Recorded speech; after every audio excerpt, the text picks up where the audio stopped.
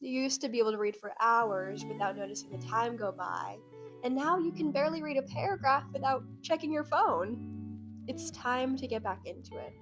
In an age where social media and quick dopamine hits trump other more impactful forms of meaningful recreation, reading is at the core of this. According to a New York Times article from 2023 to 2023, the amount of Americans who read in their free time dropped 40%. More and more Americans and people across the globe are losing touch with one of the most ancient and purest forms of stimulation and replacing it with 15-second videos about labubus and arbitrary debates about celebrity clothing brands. If you're watching this video, you might have been someone who could read a book in a day. You were checking out stacks and stacks of books from the library, and then something happened. You lost that love for reading along the way somewhere. So, I'm here to tell you why you should be reading and why it is so important to implement this habit into your life. And maybe if you're struggling to find that motivation, knowing psychologically how reading can help you might bring back some of that motivation. To start, reading improves your vocabulary and makes you more articulate. According to the Harvard Medical School, a number of brain regions are involved in reading and comprehension. Among them are the temporal lobe, which is responsible for phonological awareness and for decoding and discriminating sounds, Broca's area in the frontal lobe, which governs speech production and language comprehension, and link different parts of the brain so that letter shapes can be put together to form words. To put this into context, think of your brain as a muscle. It's only going to get better and stronger the more you exercise and work that, and reading is one of the best ways to do that. Scientifically, reading trains your brain to think in more complex manners, leading to more refined speech production, and additionally increases your vocabulary through this added depth of reading comprehension. Next, reading literally reduces stress.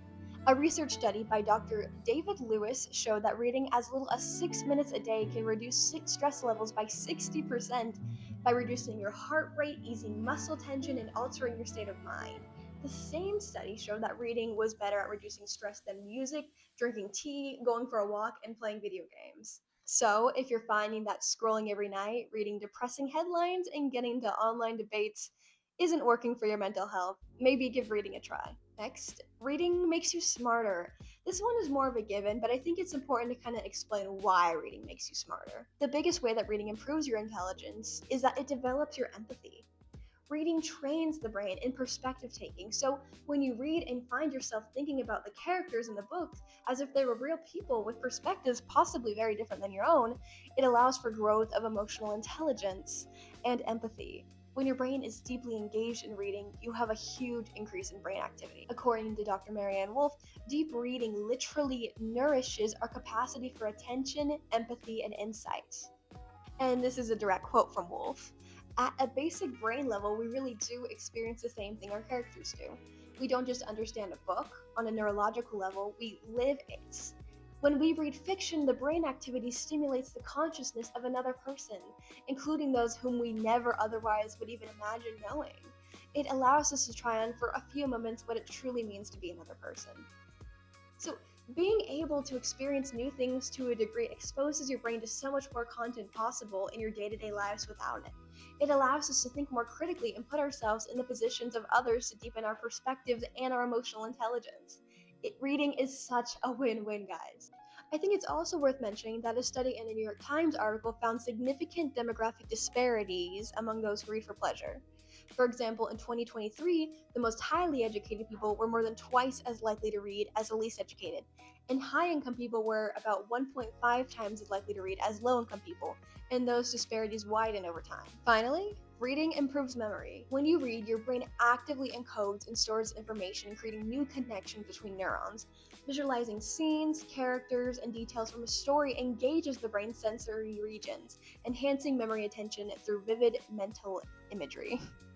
Additionally, the act of repeated encountering words, phrases, and concepts while reading reinforces memory pathways, leading to improved recall and retention of information in the long term. According to research, reading strengthens the white matter in your brain, making it more easy to concentrate. So again, we're kind of coming across that concept of your brain is being trained like a muscle and it's making it stronger and stronger. And one of those added benefits of improving that muscle and, building it is that you have a better sense of memory. So that was all for the video, and I do want to mention that there are so many other benefits to reading that I didn't mention in this video that I really recommend looking into. In the description, I'll have some of the research that I quoted and mentioned that you can come and look at for some extra information. So thank you so much for watching and have a great day!